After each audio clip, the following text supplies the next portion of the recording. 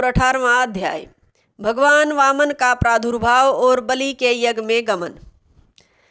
सुखदेव जी बोले, हे राजन, कश्यप जी के उपदेश से अदिति ने 12 दिनों तक बड़ी सावधानी से संयत चित्त होकर भगवान का ध्यान और जप करते हुए पयोव्रत का अनुष्ठान किया। फलतः व्रत समाप्ति के दिन भगवान अपने दिव्य रूप से उसके समक्ष प्रकट हुए। उन्हें देखते ही अदिति प्रेम से विहल हो उनके चरणों में लौट गई। उसके संपूर्ण शरीर में रोमांच छा गए एवं वहाँ नेत्रों से अश्रुधारा बहने लगी। आनंद उद्रेक से कुछ देर तक तो उसके मुंह से वाणी ही नहीं निकली। किसी तरह हाथ जोड़कर गदगद वाणी में वह भगवान से बोली, प्रभु, आप दीनों के नाथ, शरणागत प्राणियों की रक्षा करने वाले हैं। जीवों को सुख और ज्ञान की प्राप्ति आपकी ही कृपा से होती है। शत्रुओं पर विजय प्राप्त करा देना तो आपके लिए कोई असंभव कार्य नहीं है। मैं इस समय बड़े कष्ट में हूँ, आप मेरी रक्षा करें। यह सुनकर उसके व्रत और भक्तिभाव से प्रसन्न होकर भगवान ने कहा, देवी, मैं तेरा अभिप्राय समझ रहा हूँ। तू शत्रुओं का संहार एवं अपने पुत्रों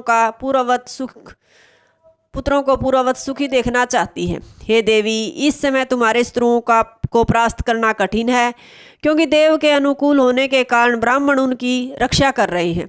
ऐसे समय शत्रुओं पर पराक्रम करना सुखकारक न होगा। फिर भी तुम्हारे व्रत से संतुष्ट होकर मैंने इसका उपाय सोच लिया है।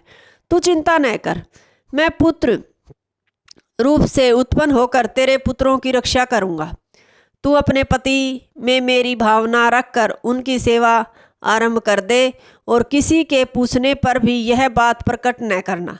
तेरा सब कार्य गुप्त रीति से सुसंपन्न हो जाएगा। सुखदेव जी बोले, हे राजन, यह कहकर भगवान अंतर्ध्यान हो गए। अदिति भगवान के आदेश अनुसार बड़ी निष्ठा से पति की सेवा करने लगी। कश्यप जी ने समाधि द्वारा सारा रहस्य जान लिया और अपने में निहित भगवत तेज अदिति में स्थापित कर दिया।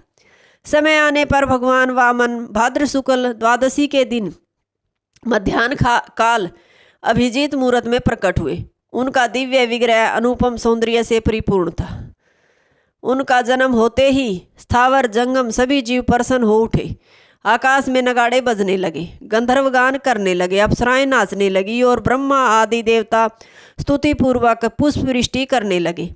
कश्यप जी को आगे कर ऋषियों ने उनका उपनयन संस्कार किया। देवताओं और ऋषियों ने उन्हें छत्र, दंड, कमंडलू, जपमाला आदि नाना वस्तुएं प्रदान की। साक्षात भगवती उमा ने उन्हें भिक्षा दी। वामन जी वहाँ से उठकर नर्मदा के उत्तर तट पर बलि की यज्ञशाला में चले गए। वहाँ शुक्राचार्य जी की अध्यक्षता में भृगुवंशीय ब्राह्मण शास्त्रीय विधि से बलि का यज्ञ करा रहे थे।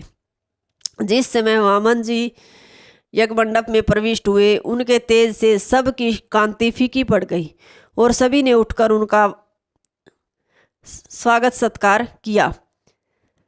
बलि ने एक दिव्य आसन पर उन्हें बैठाकर उनका चरणोदक लिया और हाथ जोड़कर कहा, भगवान, आपका स्वागत है, आपको नमस्कार है। आपके आगमन से मेरा कुल पवित्र एवं यज्ञ पूर्ण हो गया।